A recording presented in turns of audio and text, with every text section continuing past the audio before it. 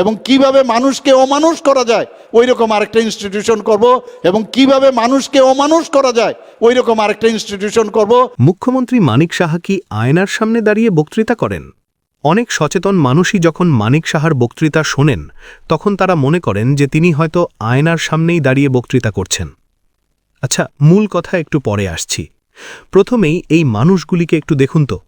বড়জলার Rajib, বক্সনগরের Apu, source মন্ত্রী সুধাংশু, মোহনপুরের সঞ্জিত, উদয়পুরের মান্তু, সিমনার সুজিত, রামনগরের অমিতাভ, খয়েরপুরের মান্না, কৈলাসহরের প্রীতম, অরূপ, আগরতলার বিকি, বিধায়ক তফাজ্জল।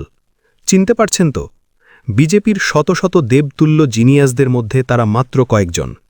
মণ্ডলে মণ্ডলে এই এমন দেবতুল্য জিনিয়াসের নাম সকলেই জানে। তারা সকলেই বিজেপির দেবতুল্য জিনিয়াস নেতা। ক্ষমতার দম্ভে তারা এলাকার বিশিষ্ট সমাজসেবক। মালিকের হৃদয়ে এই নেশাকারবারি তুল্লাবাজ সমাজদ্রোহীরাই দেবতুল্য। রাজ্যে আজ থেকে প্রায় ৮ বছর আগেই বিপ্লব কুমার দেব অমানুষ তৈরির কারখানা প্রথম খুলেছিল। সেদিন সেই কারখানার প্রিন্সিপাল ছিলেন বিজেপি নেতা মানিক সাহা। বিপ্লব দেবের অমানুষের কারখানার প্রিন্সিপাল যখন মানিক সাহা, তখন সেই কারখানার সেরা ছাত্র ছিল রাজীব ভট্টাচার্য, পাপিয়া দত্তরা। সেই সেরা ছাত্রদের নেতৃত্বে শত শত ঘটনা ঘটেছিল রাজ্যে। তার মাত্র একটি ঘটনার ঝলক দেখুন।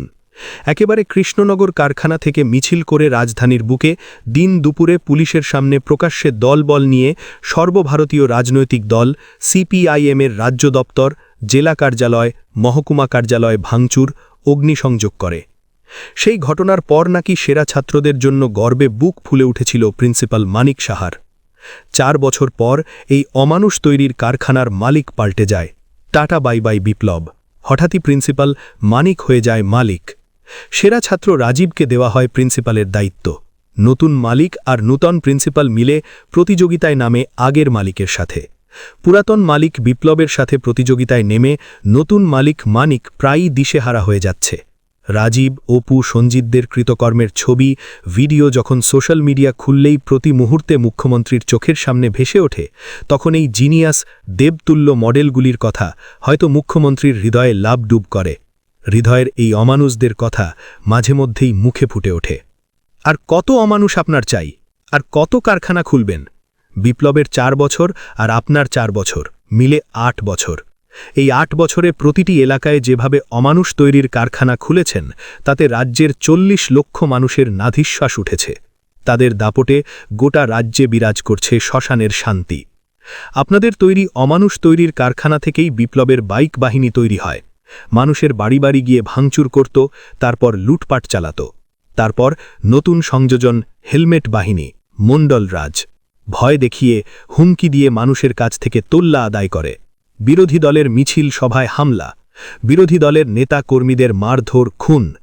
দুর্নীতিতে তো উচ্চমার্গের ছাত্র সব আপনার হাতে গড়া। সোর্স মন্ত্রী তো আপনার মন্ত্রিসভা আলোকিত করে বসে আছে আপনার নেতৃত্বে। সবই সমান্তলা চলছে। মালিক প্রিন্সিপাল পাল্টালেও পদ্ধতি আলাদা, লক্ষ্য এক: ভয়, লুট, দমন আর অমানবিক রাজনীতি। বিজেপির 8 বছরে এই রাজ্যে ভালো মানুষ তৈরির কলেজ হয়নি, বিশ্ববিদ্যালয় হয়নি ঠিকই, কিন্তু মণ্ডলে মণ্ডলে অমানুষ তৈরির আর নেশার কারবারের কারখানা বেড়েছে। এখন আপনি বক্তৃতা দিয়ে অমানুষ তৈরির কলেজ খোলার ঘোষণা দিচ্ছেন। এবং কিভাবে মানুষকে অমানুষ করা যায় ওই রকম আরেকটা ইনস্টিটিউশন করব। ত্রিপুরার মানুষের এটাই আপনার কাছে শেষ পাওনা ছিল? মাননীয় মানিক সাহা মহোদয়, রাজ্যের দলমত, ধর্ম, বর্ণ, জাতি, সম্প্রদায় নির্বিশেষে আপনি 40 লক্ষ মানুষের মুখ্যমন্ত্রী। আপনি শুধুমাত্র অপু, সঞ্জীব, রাজীব, রাজা, সুধাংশু, তফাজ্জল, মান্নার মতো জিনিয়াস দেবতুল্যদের মুখ্যমন্ত্রী না। অমানুষ তৈরির কারখানাগুলি বন্ধ করুন, মানুষ তৈরির কারখানা খুলুন।